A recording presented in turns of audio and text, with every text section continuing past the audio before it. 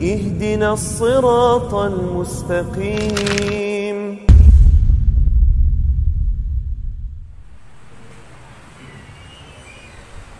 Bismillahirrahmanirrahim. Assalamualaikum warahmatullahi wabarakatuh.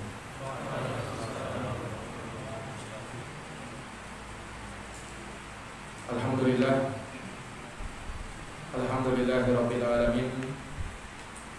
Wa bihi nasta'inu ala umuri dunya waddin. Asyhadu an la ilaha illallah wahdahu la syarika lah. Ilahul awwalin wal akhirin. Wa asyhadu anna Muhammadan abduhu wa rasuluhu shadiqul amin. Sallallahu alaihi wa ala alihi wa sahbihi wa man tabi'ahum bi ihsanin ila yaumiddin. Wa sallama tasliman katsira, amma ba'd. Allahumma la ilma lana illa ma 'allamtana innaka antal alimul hakim. Allahumma 'allimna ma yanfa'una wanfa'na bima 'allamtana wa zidna ilma ya rabbal alamin. Ikhwani fi din, a'azzani Allah wa iyyakum, wa akhwati billah.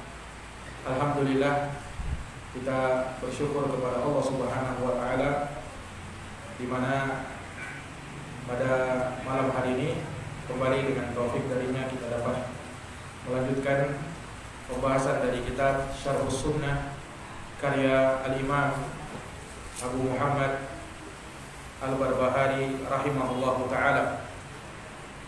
Pada pertemuan yang lalu kita telah menyebutkan salah satu dari iman ahli sunnati wal jamaah, yaitu beriman kepada al-mizan, adanya timbangan amalan pada hari kiamat, di mana pada timbangan tersebut akan ditimbang segala amal-amal baik dan amal-amal buruk, dan disifatkan bahwa timbangan pada hari kiamat yang menimbang amal-amal seorang hamba itu punya kifatan, dia punya dua anak timbangan dan punya lisan atau tiang yang menjaganya.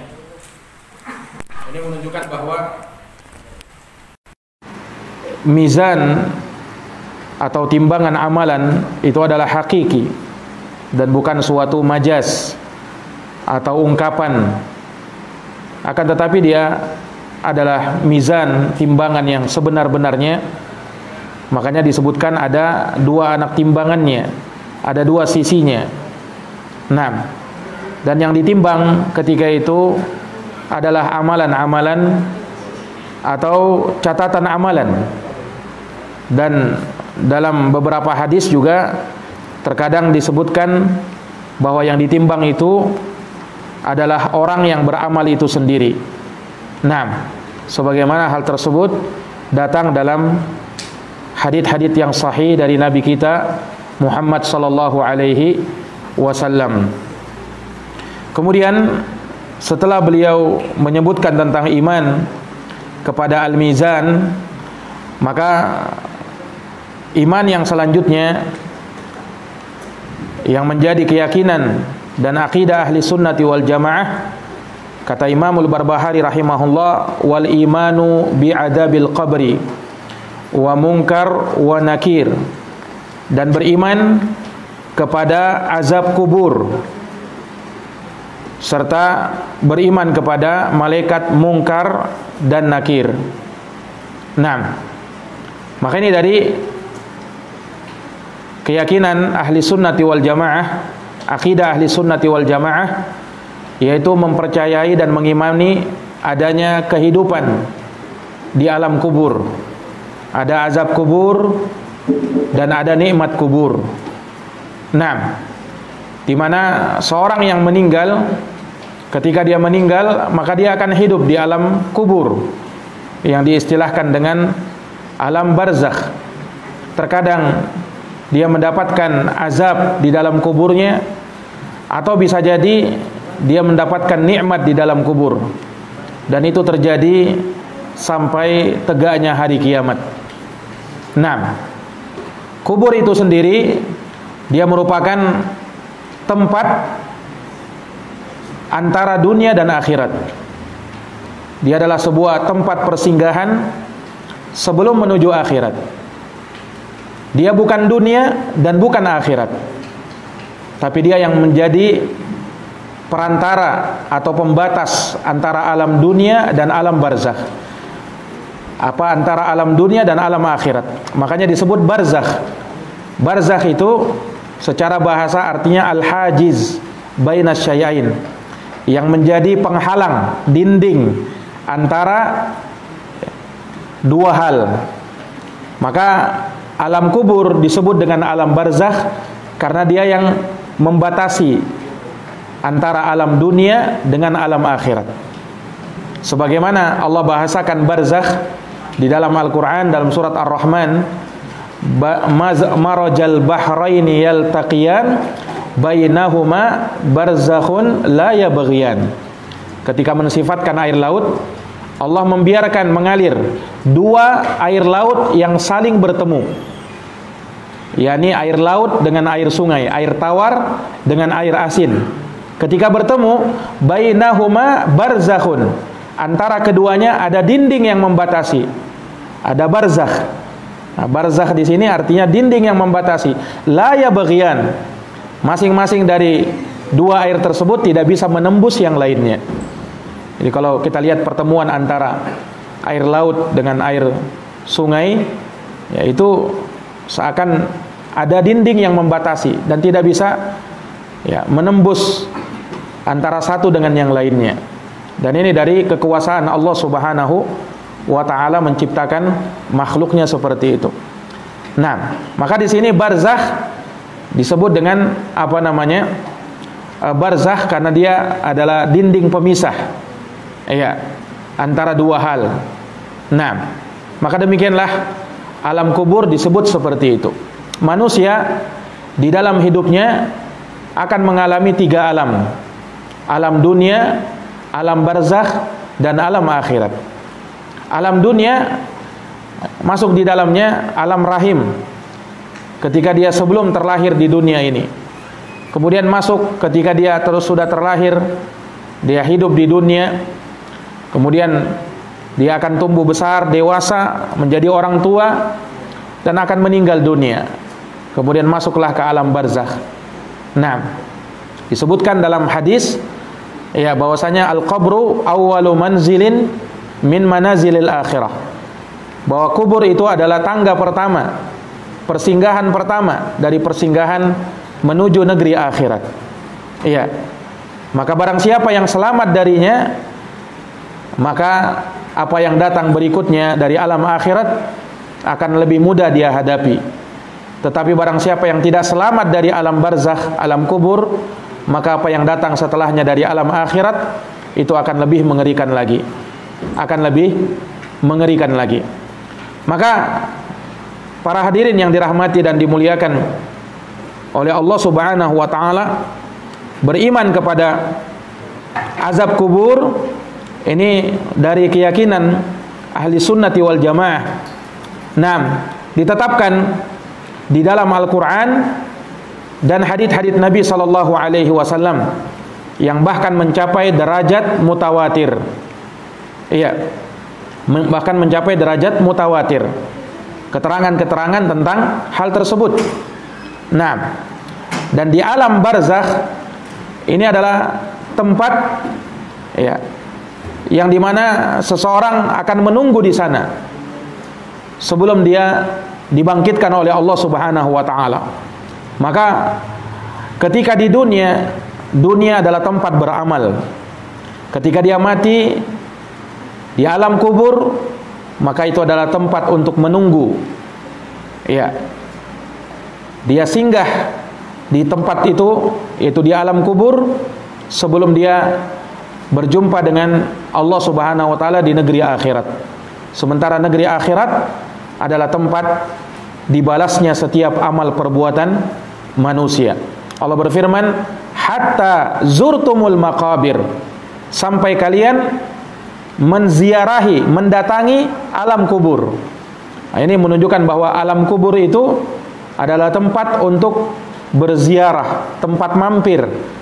Karena setelah alam kubur akan ada alam berikutnya, yaitu alam akhirat. Makanya keliru ketika kita mendengar ucapan sebagian orang yang mengatakan bahwa kita mengantarkan saudara kita ke tempat peristirahatan yang terakhir. Mungkin kita sering dengar kalimat seperti itu. Ini keliru. Itu bukan tempat peristirahatannya yang terakhir. Karena setelah alam kubur masih ada alam akhirat. Nah, maka tidak boleh dikatakan kubur itu adalah tempat peristirahatan terakhir. Itu tempat peristirahatan sementara. Nah, alam kubur adalah tempat peristirahatan sementara. Karena setelah itu dia akan menjumpai alam yang setelahnya itu, yaitu alam akhirat. Ikhwani fiddin, a'azzani Allahu wa iyyakum, ya. Maka manusia tatkala dia meninggal dunia dan di awal kali dia diantar oleh orang-orang yang mengantarnya, maka di sanalah dia akan menjumpai alam yang berbeda. Dan kita tidak tahu apa yang terjadi pada kita di saat itu. Karena di dalam kubur dia hanya akan mendapatkan dua hal, kalau bukan nikmat ataukah azab, yaitu nikmat kubur atau azab kubur. Ini menunjukkan bahwasanya manusia akan hidup di alam tersebut, ya, sekalipun ketika kuburnya dibongkar, ya, sama seperti itu, tidak ada hal yang terjadi, ya, karena alamnya memang sudah berbeda, tidak bisa dikiaskan dengan alam dunia, tidak bisa dikiaskan dengan alam dunia. Nah, disebutkan dalam hadis bahwa ketika seorang diantar jenazahnya ke kuburnya, yang kemudian ia diletakkan di dalam kuburnya, dan tatkala dirinya sudah ditimbun dengan tanah, kemudian manusia pun berpaling darinya, yaitu pulang darinya, maka disebutkan oleh Nabi, wa innahu layasma'u qur'ani alihim, dan sungguh jenazah tersebut betul-betul dapat mendengar suara sendal orang-orang yang mengantar mereka. Dia mampu mendengarkannya sampai datanglah dua malaikat Allah Subhanahu wa taala. Itulah malaikat Munkar wa Nakir. Malaikat Munkar wa Nakir. Nah, dan hadis-hadis yang menerangkan tentang hal ini sangat banyak. Di antaranya hadis yang paling lengkap berbicara tentang hal ini adalah hadis Al-Bara Ibnu Azib radhiyallahu taala anhu. Beliau bercerita, kharajna ma'an Nabi SAW fi janazati rajulin minal ansar. Kami pernah keluar bersama Nabi SAW mengantar jenazah seorang laki-laki dari kalangan Ansar. Fantahaina ilal qabri, maka kami pun berhenti di pemakaman. Walamma yulhadu, dan tatkala dibuatkan liang lahat untuknya, untuk jenazah tersebut, fajalasa Rasulullah SAW wa jalasna haulahu, maka Rasulullah SAW pun duduk sambil menunggu, ya, selesainya liang lahat yang dibuat, dan kami pun, kata para sahabat, duduk di sekitar beliau. Ini tatkala Rasulullah dan para sahabat mengantar jenazah. Wa ka'anna ala ru'usihin at-thair, ketika itu sangat tenang, seakan-akan, kata mereka, di atas kepala-kepala kami ada burung. Saking tenangnya dan khusyuknya kami ketika itu. Tidak ada yang seperti apa yang kita dapati, banyak orang yang mengantar jenazah kemudian dia ngobrol, ribut, atau bahkan ketawa-ketawa. Nah, ini dari perkara yang tidak selayaknya. Seorang ziarah kubur untuk mengingat negeri akhirat. Iya, fazuruha fa innaha tudzakirukumul akhirah. Ziarahilah kuburan itu, karena dengan ziarah kubur akan mengingatkan kalian terhadap negeri akhirat. Sebagaimana para sahabat khusyuk mereka ketika mengantar jenazah, Mereka tidak ribut-ribut, mereka tidak ketawa, mereka tidak bercengkrama, tetapi semua dari mereka merenung akan nasibnya tatkala ia pun nanti akan diantar. Seorang ketika berada di kuburan harus dia ingat bahwa sekarang ini dia mengantar jenazah kawannya, saudaranya. Besok, lusa, atau kapan Allah Subhanahu wa taala kehendaki, bisa saja kelak nanti dia yang akan diantar oleh kawan-kawannya. Harusnya dia ingat hal tersebut. Maka disebutkan dalam hadis ketika Nabi SAW bersama para sahabat menunggu dibuatkannya liang lahat. Ini menunjukkan bahwa seorang yang meninggal itu dimasukkan di liang lahat. Liang lahat itu liang, yakni galian yang menjorok ke arah kiblat, yang mana jenazah akan diletakkan di liang lahat tersebut, dimepetkan di liang tersebut, kemudian ia berbaring di rusuk kanannya dan menghadapkan wajah dan badannya ke arah kiblat. Nah, maka wa fi yadihi udun yankutu fil ardi farafa'a ra'sahu. Ketika Nabi sedang duduk-duduk dan para sahabat juga duduk di sekitar beliau menunggu dibuatkannya liang lahat di kuburan, maka Nabi sambil memegang tongkat atau kayu ketika itu dan beliau pukulkan ke bumi. Dan beliau setelah itu mengangkat kepalanya ke atas langit. Faqala, lalu Nabi bersabda, "Ista'idu billahi min adabil qabr marrataini aw thalatha." Mintalah kalian perlindungan kepada Allah dari azab kubur. Nabi ucapkan 2 atau 3 kali. Kemudian Nabi bersabda, "Innal abda al-mu'mina idza kana fi inqita'i minad dunya." Sesungguhnya seorang hamba yang beriman apabila dia meninggalkan dunia ini, wa iqbal minal akhirah, dan ia akan menghadap ke negeri akhirat, nazala ilaihi malaikatun minas sama, maka akan turun malaikat-malaikat dari atas langit, bidul wujuh, malaikat yang putih bersih wajah-wajah mereka, ka'anna wujuhahumus syams, seakan-akan wajah mereka itu seperti matahari, ma'ahum kafan min akfanil jannah, bersama malaikat itu ada kafan dari kafan yang ada di surga, wa hanutun min hanutil jannah, demikian pula bersama mereka ada minyak wangi dari minyak wangi yang ada di dalam surga, hatta yajlisu minhu baddal basar, hingga para malaikat itu pun duduk di dekat orang yang meninggal tersebut sejauh mata memandang. Summa yaji'u malakul maut, kemudian setelahnya barulah datang malaikat pencabut nyawa, malaikat maut alaihi salam, hatta yajlisu inda ra'sih, sampai malaikat tersebut duduk di dekat kepalanya. Fayaqul, maka malaikat maut mengatakan, ayyatuhan nafsut thayyibah, wahai jiwa yang baik, ukhruji ila maghfiratin minallahi wa ridwan, keluarlah menuju ampunan dari Allah dan keridhaannya. Maka disebutkan fatakhruju tasilu kama tasilul qitrah min fisiqa, maka keluarlah ruhnya seperti mengalirnya air dari sebuah teko. Ini sangat mudah keluarnya ruh tersebut, ruhnya orang yang beriman. Fayakhuduha, maka malaikat maut mengambil ruhnya.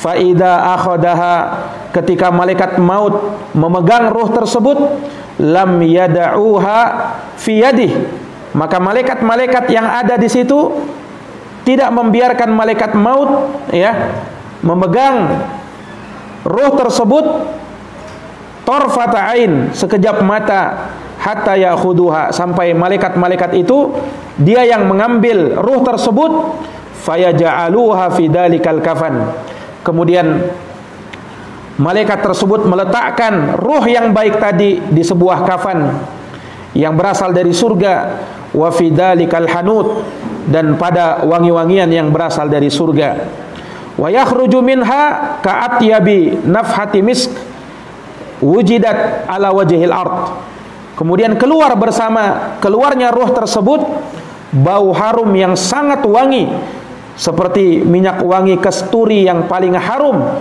yang ada di muka bumi ini. Qala, maka disebutkan fayas'aduna biha, malaikat tersebut membawa ruh tersebut naik ke atas langit. Fala yamurruna ya'ni biha ala mala'in minal malaika illa qalu ma hadar ruh at-thayyib. Maka tidaklah malaikat ini melewati gerombolan malaikat membawa ruh tadi, melainkan malaikat-malaikat itu bertanya, ruh siapakah ini? Ma hadar ruh at-thayyib, ruh siapakah ini? Maka malaikat yang membawa ruh tadi menjawab, fulan bin fulan bi ahsani asma'ihi allati kanu yasammunaha biha fid dunya. Maka malaikat menjawab bahwa dia adalah fulan bin fulan, disebutkan dengan nama yang paling baik dari nama tatkala ia bernama di dunia. Hatta yantahu biha ila sama'id dunya, hingga ia pun berhenti ke langit dunia. Fayastaftihuna lahu, maka malaikat pun meminta dibukakan pintu langit dunia. Fayuftah lahum, dan dibukakan untuk mereka. Fayushi'uhu min kulli sama'in muqarribuha ila sama'il lati taliha hatta yantahi bihi ila sama'is sabi'ah. Kemudian tersebarlah beritanya dari langit ke langit, disampaikan bahwa akan lewat ruh yang baik, ruh yang sangat harum. Malaikat tersebut saling memberitakan satu sama lain sampai ia naik ke langit yang ketujuh. Fayaqulullah azza wa jal, maka di sana ia berjumpa dengan Allah azza wa jal, dan Allah azza wa jalla berfirman, uktubu kitaba abdi fi illiyin, tulislah catatan amal hambaku di dalam illiyin. Illiyin adalah kitab yang di dalamnya terhimpun catatan amal orang-orang yang baik. Wa u'iduhu ilal ard, dan wa'iduhu ilal ard, kembalikanlah ruhnya ke bumi, kata Allah. Fa inni minha khalaqatuhum, sebab dari tanahlah aku ciptakan mereka. Wa fiha u'iduhum, dan darinya pula aku bangkitkan mereka, aku kembalikan mereka. Wa minha ukhrijuhum taratan ukhra, dan darinya pula, dari tanah itu pula aku keluarkan mereka pada kali yang lain. Fatu'adu ruhuhu fi jasadih, maka malaikat pun mengembalikan ruhnya ke dalam jasadnya yang ada di bumi yang telah dikubur. Maka apa yang terjadi? Fayatihi malakani, ketika ruhnya sudah ada di dalam jasadnya, barulah datang dua malaikat. Inilah malaikat mungkar dan malaikat nakir. Satunya malaikat mungkar dan satunya lagi malaikat nakir. Dan ini adalah nama dari malaikat Allah Subhanahu wa taala, ya, yang disebutkan di dalam hadits Nabi sallallahu alaihi wasallam. Iya. Maka malaikat mungkar dan nakir mendudukkan ruh orang tersebut.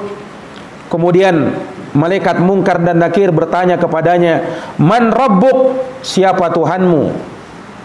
Fayaqulu, "Rabbi Allah." Maka orang ini menjawab, "Tuhanku adalah Allah." Fayaqulani lahu, "Ma dinuk?" Kemudian malaikat bertanya kembali, "Apa agamamu?" Fayaqulu, "Dinil Islam." Ia menjawab, "Agamaku Islam." Fayaqulani lahu, malaikat kembali bertanya, "Ma hadar rajul alladhi bu'itha fikum?" Siapa laki-laki yang telah diutus kepadamu? Fayaqul, maka dia menjawab, "Huwa Rasulullah sallallahu alaihi wasallam." Dialah Rasulullah sallallahu alaihi wasallam. Fayaqulani lahu, kemudian malaikat bertanya lagi, "Wa ma ilmuk?" Apa ilmumu? Fayaqul, maka dia menjawab, "Qara'tu kitaballah." Aku membaca kitabullah Al-Quran.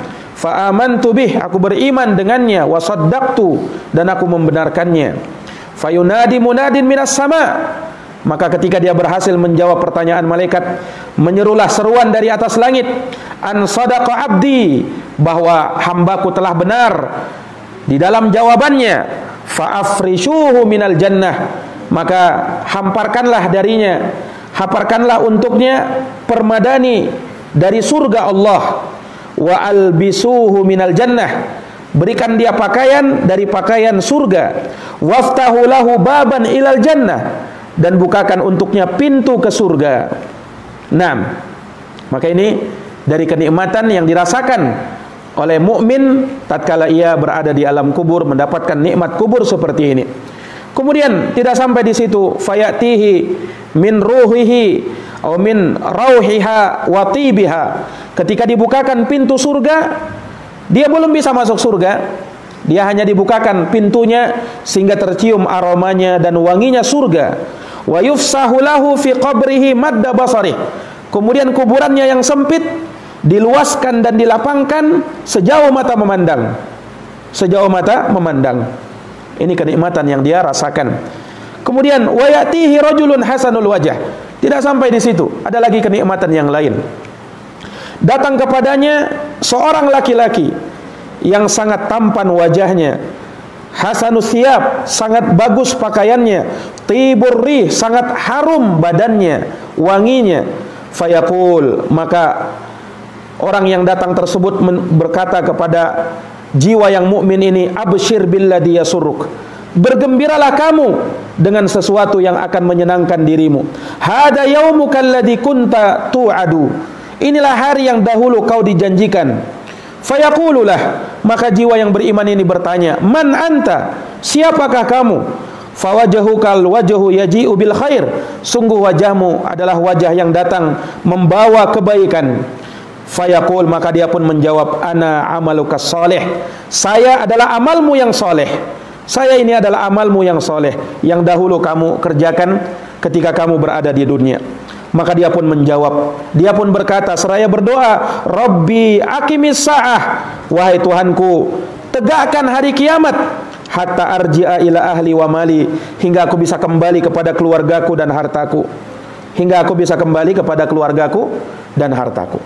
Ini orang beriman ketika dia meninggal dan mendapatkan nikmat kubur. Kemudian Nabi SAW bercerita lagi. Kalau tadi jiwa orang yang beriman, maka Nabi bercerita tentang jiwa orang yang kafir. Kata Rasulullah, wa innal abdal kafir, dan sungguh hamba yang kafir. Dalam satu riwayat munafik, dalam riwayat lain dia zalim. Idza kana fi inqita'in minad dunya, kalau dia berpisah dari kehidupan dunia mau meninggal, wa iqbal minal akhirah, dia mau menghadap ke negeri akhirat, nazala ilaihi minas sama malaikah, akan datang kepadanya para malaikat sudul wujuh, malaikat yang sangat hitam wajahnya, ma'ahumul masuh, bersama mereka ada permadani yang sangat kasar. Fayajlisuna minhu maddal basar, maka malaikat itu pun duduk sejauh mata memandang. Summa yaji'u malakul maut, lalu datanglah malaikat pencabut nyawa, hingga malaikat pencabut nyawa duduk di atas kepalanya. Dan malaikat pencabut nyawa berkata, ya ayyatuhan nafsul khabithah, wahai jiwa yang buruk, ukhruji ila sakhatin minallahi wa ghadab, keluarlah menuju kemurkaan Allah dan kemarahannya. Maka dikatakan seperti itu, ruh itu menjadi takut. Maka apa yang terjadi? Fatafarraqa fi jasadih, maka ruh tersebut pun tercerai-berai di jasadnya. Naam, fayantazi'uha kama yantazi'u sufut minas sufuf al-mablul fayakhudhuha, maka ruh tersebut dicabut paksa seperti dicabutnya kapas yang basah, ya, dari tempat besi-besi yang berkawat, dicabut paksa. Naam, faida akhodaha, ketika malaikat pencabut nyawa telah memegang ruh tadi, ruh yang jahat tadi, ruh yang kafir tadi, lam yada'uha fi yadihi tarfata'in, maka malaikat-malaikat yang lain tidak membiarkan malaikat maut sekejap mata berada di tangannya, kecuali malaikat-malaikat tersebut telah mengambil ruh tadi, lalu mereka letakkan di sebuah permadani yang kasar tadi, dan keluar darinya aroma yang sangat busuk seperti bangkai yang berbau busuk. Naam, yang ada di permukaan bumi tatkala itu. Inilah ruh orang kafir. Maka para malaikat pun membawa naik ruh yang kafir tadi. Maka tidaklah malaikat-malaikat tersebut melewati segerombolan malaikat yang lain membawa ruh yang kafir tadi, melainkan malaikat-malaikat yang dilewati itu bertanya, siapakah ruh yang busuk ini? Maka dijawab, dia adalah fulan bin fulan, disebut dengan namanya yang paling buruk tatkala dia dinamakan di dunia, hingga ia pun berhenti di langit dunia. Kemudian malaikat minta dibukakan pintu langit, fala yuftah lahu, tetapi tidak dibukakan pintu langit untuknya. Maka Rasulullah membaca ayat di dalam Al-Quran, dalam surat Al-A'raf ayat 40, la tufattahu lahum abwabus sama, tidak akan dibukakan untuk mereka pintu langit, wala yadkhulunal jannah, dan mereka tidak akan bisa masuk surga, hatta yalijal jamalu fi sammil khiyat, sampai onta masuk ke dalam lubang jarum. Saking mustahilnya, tidak akan mungkin mereka masuk ke dalam surga. Maka Allah berfirman, uktubu kitabahu fi sijjin fil ard as-sufla, tulislah catatan hambaku ini di dalam kitab as-sijjin. Sijjin adalah yang mengumpulkan catatan amal buruk manusia di bumi yang paling bawah. Fatutrahu ruhuhu torhan, kemudian ruhnya pun dilemparkan hingga ke jasadnya. Maka Rasulullah membaca ayat, wa may yusyrik billah, siapa yang berbuat syirik kepada Allah, faka'annama kharra minas sama, maka seakan-akan dia jatuh dari atas langit, fatakhtafuhu thair, lalu disambar oleh burung, au tahwi bihir rihu fi makanin sahiq, atau dihempaskan oleh angin ke tempat yang sangat jauh. Surat Al-Hajj ayat 31. Naam. Maka dikembalikanlah ruhnya ke jasadnya. Maka datanglah dua malaikat Munkar dan Nakir, kemudian mendudukkan ruh tadi. Kemudian malaikat bertanya, man rabbuk, siapa Tuhanmu? Dia mengatakan, saya tidak tahu, la adri. Kemudian malaikat bertanya lagi, ma dinuk, apa agamamu? Kembali dia mengatakan, saya tidak tahu. Kemudian malaikat bertanya lagi, wama hadar rajul alladhi bu'itha fikum, siapa laki-laki yang diutus kepadamu? Kembali dia menjawab, la adri, saya tidak tahu. Maka apa yang terjadi? Fayunadi munadin minas sama, maka diserulah seorang penyuruh dari atas langit, angkadaba, bahwa hambaku ini telah dusta, fafrushu lahu minan nar, maka hamparkan untuknya hamparan dari api neraka, waftahu lahu baban ilan nar, dan bukakan untuknya pintu ke neraka, fayatihi min harriha wa sumumiha, maka ketika dibuka pintu neraka, panasnya neraka dan racunnya neraka itu telah dia rasakan, begitu sangat mengerikan. Wa yadiku alaihi qabruhu, kemudian kuburnya disempitkan, sudah sempit disempitkan lagi, hatta takhtalifa fihi adla'uhu, sampai tulang-tulang rusuknya itu merasuk satu sama lain. Naam. Wa yatihi rajulun qabih, tulang-tulangnya, badannya remuk ketika itu. Maka inilah azab dari azab kubur yang dia rasakan. Kemudian tidak sampai di situ, datang lagi kepadanya seorang laki-laki qabihul wajah, qabihul thiyab, wajahnya sangat buruk, pakaiannya sangat buruk. Kemudian tercium darinya aroma yang sangat busuk. Dia mengatakan, orang tersebut mengatakan, absyir billadhi yasu'uk, bergembiralah kamu dengan sesuatu yang menjelekkan dirimu. Inilah harimu yang kau dijanjikan dengannya. Maka orang ini menjawab, jiwa yang kafir ini bertanya, man anta, siapakah kamu? Fawajahukal wajahu yaji'u bisyarr, sungguh wajahmu adalah wajah yang membawa keburukan. Maka dia pun menjawab, ana amalukal khabith, sayalah amalmu yang buruk yang kau lakukan ketika di dunia. Fayaqul, maka jiwa yang kafir ini pun berkata seraya berdoa, Rabbi la taqumis sa'ah, wahai Tuhanku, jangan kau tegakkan hari kiamat. Dia tidak mau kiamat tiba karena dia sudah tahu bahwa tempatnya adalah neraka, tempat tinggalnya akan berakhir di neraka, maka dia pun berdoa seperti itu. Nauzubillahi min zalik. Maka ini dari akidah ahli sunnati wal jamaah, penetapan akan ada nikmat dan azab kubur, dan bahwasanya akan ada dua malaikat Allah, yaitu malaikat Munkar dan Nakir, yang akan menanyai manusia di alam kuburnya, yang akan memfitnah manusia dari alam kuburnya. Siapa yang bisa menjawab pertanyaannya maka dia akan selamat, dan siapa yang tidak mampu menjawabnya maka dialah yang akan mendapatkan azab kubur, wal iyadu billah. Para hadirin yang dirahmati dan dimuliakan oleh Allah Subhanahu wa taala, maka ini tentunya dari keimanan kita terhadap perkara yang gaib. Karena sesungguhnya ketika seseorang menggali kuburan, baik mukmin maupun kafir, walaupun sudah lama dikubur, maka dia tidak akan melihat apa-apa. Dia tidak melihat kuburnya dilapangkan atau disempitkan, tidak. Karena sekali lagi ini perkara gaib, alamnya sudah berbeda dan tidak bisa dikiaskan dengan alam dunia. Seorang yang mengingkari azab dan nikmat kubur, mereka beralasan lah, kalau memang ada katanya azab dan nikmat kubur, coba gali kuburan itu, maka tidak akan terjadi perubahan apa-apa. Nah, ini dia tidak paham, alamnya memang sudah berbeda.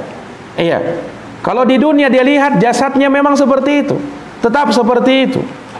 Tetapi alam barzakh itu berbeda dengan alam akhirat.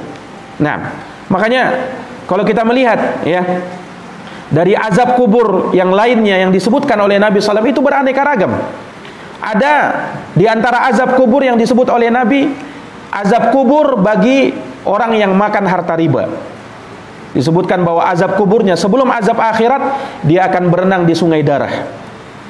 Itu azab kubur.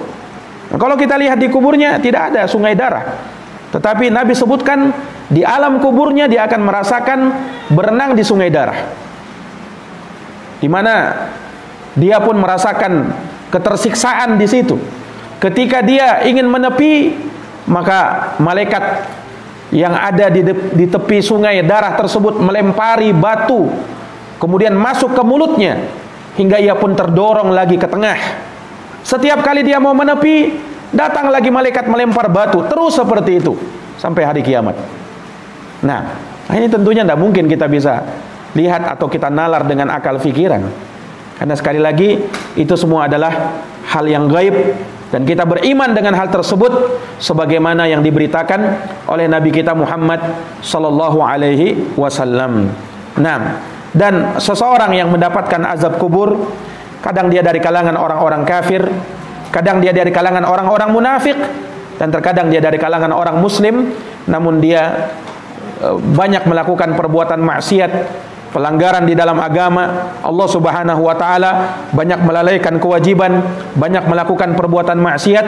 Ini yang menyebabkan adanya atau datangnya azab kubur. Nabi sebutkan dari hal yang bisa mendatangkan azab kubur adalah mengadu domba antara sesama muslim, dan yang kedua, seseorang yang ketika dia buang hajat namun dia tidak berbersih dari buang hajat, atau tidak menjaga dirinya hingga pakaiannya, badannya terkena najis. Dalam hadis Ibnu Abbas riwayat Bukhari dan Muslim, Nabi pernah bercerita lewat dengan para sahabat, Nabi melewati dua kuburan. Kemudian Nabi bersabda, innahuma la yu'adzaban, sungguh mereka berdua ini diazab dalam kuburnya. Wa ma yu'adzabani fi kabir, namun ia diazab bukan hal yang besar menurut pandangan mereka, tetapi itu besar di hadapan Allah. Nabi sebutkan, amma ahaduhuma, salah satu dari mereka, fakana yamshi bin namimah. Ini orang disiksa di dalam kubur karena dia suka adu domba sesama muslim, tukang adu domba. Itu yang mendatangkan siksa kubur. Sementara yang kedua, fakana la yastanzih minal baul, dia tidak berbersih setelah buang air kecil, atau dia tidak menutup auratnya ketika buang hajat. Itu yang menyebabkan dia disiksa di dalam kuburnya, wal iyadu billah. Ini menunjukkan bahwasanya azab kubur itu adalah hal yang hak, yang benar adanya sebagaimana disebut oleh Nabi. Dan Nabi SAW menuntunkan umatnya untuk meminta perlindungan kepada Allah dari azab kubur. Nabi pernah bersabda, ta'awwadu billahi min arba', mintalah kalian perlindungan kepada Allah dari 4 hal. Min adabi jahannam, yang pertama dari azab neraka jahannam. Wa min adabil qabr, kemudian dari azab kubur. Wa min fitnatil mahya wal mamat, kemudian dari fitnah hidup dan mati. Wa min fitnatil masihid dajjal, kemudian dari fitnah al-masih ad-dajjal. Makanya sebelum kita salam di dalam salat, kita diwajibkan untuk membaca doa 4 perlindungan tadi. Allahumma inni a'udzubika min adabi jahannam wa adabil qabr wa min fitnatil mahya wal mamat wa min syarri fitnatil masihid dajjal. Ini wajib diucapkan sebelum kita salam, setelah kita membaca tahiyat, salawat, kemudian 4 perlindungan, doa 4 perlindungan. Nah, ini para hadirin yang dirahmati dan dimuliakan oleh Allah Subhanahu wa taala. Dan tentang azab kubur ini juga disebutkan dan diisyaratkan dalam Quran. Allah berfirman misalnya dalam surat As-Sajdah ayat 21, "Walanudziqannahum minal adabil adna dunal adabil akbar." Kata Allah, dan sungguh kami akan rasakan, timpakan kepada mereka azab yang lebih ringan sebelum azab yang lebih besar. Sebagian ulama mengatakan azab yang lebih ringan di sini adalah azab dunia, dan sebagian lain mengatakan azab kubur. Dikatakan ringan padahal berat, ya, karena itu dibandingkan dengan azab akhirat. Kalau azab di dalam neraka itu azabnya lebih mengerikan lagi. Padahal azab di alam kubur sudah mengerikan. Azab di dalam kubur sudah mengerikan. Bayangkan, salah satu azab kubur juga disebutkan oleh Nabi sallallahu alaihi wasallam, malaikat ya yang menanyai manusia, malaikat Munkar dan Nakir yang menanyai ia di dalam kuburnya. Ketika dia tidak bisa menjawab, maka dia pun memukul dengan midrabah, dengan alat pemukul, yang kata Nabi, kalaulah alat pemukul itu dipukulkan ke gunung, niscaya gunung menjadi tak rata dengan tanah. Itu dipukulkan kepada dia. Maka kata Nabi, dia pun berteriak dengan teriakan yang sangat kencang. Semua makhluk mendengarkannya kecuali ats-tsaqalain, kecuali jin dan manusia. Berarti hewan bisa mendengarkan azab kubur. Makanya ya pernah diceritakan ada seekor kambing yang sakit ketika dibawa ke kubur. Yang tadinya tidak bisa bergerak dia, tiba-tiba dia kaget langsung kabur. Ternyata dia mendengarkan azab kubur itu. Karena memang hewan-hewan itu bisa mendengarkan azab kubur. Makanya kalau kita lihat di kuburan jarang ada hewan-hewan yang berkeliaran di situ. Karena hewan bisa mendengarkan azab kubur. Manusia tidak bisa mendengarkan azab kubur. Kata Nabi, andaikan manusia bisa mendengarkan azab kubur, la sa'iq, niscaya dia akan mati. Makanya dusta dan hoax. Kalau ada berita, terdengar katanya suara siksaan kubur, terekam di rekaman. Itu dusta itu. Andaikan itu benar, pasti manusia akan pingsan mendengarkannya. Itu berita-berita bohong. Kadang kita dengarkan ya kan, ada katanya mungkin maksudnya bagus supaya ingin menakut-nakuti orang dari azab kubur, tetapi caranya yang salah. Nabi sudah ingatkan bahwasanya azab kubur itu tidak bisa didengarkan oleh jin dan manusia. Andaikan mereka dengarkan, niscaya akan pingsan. Jadi tidak mungkin hal tersebut terjadi. Itu rahasia Allah Subhanahu wa taala. Para hadirin yang dirahmati dan dimuliakan oleh Allah, maka ini dari keimanan ahli sunnati wal jamaah, beriman kepada azab kubur dan beriman kepada malaikat Munkar dan Nakir yang memfitnah manusia di alam kuburnya. Kita bermohon kepada Allah Subhanahu wa taala agar diselamatkan dari fitnah kubur, dan kita bermohon kepada Allah agar dijauhkan dari azab kubur dan mendapatkan nikmat kubur. Innahu waliyyu dzalika wal qadir alaih. Subhanakallahumma wa bihamdika asyhadu an la ilaha illa anta astaghfiruka wa atubu ilaik. Wassalamualaikum warahmatullahi wabarakatuh.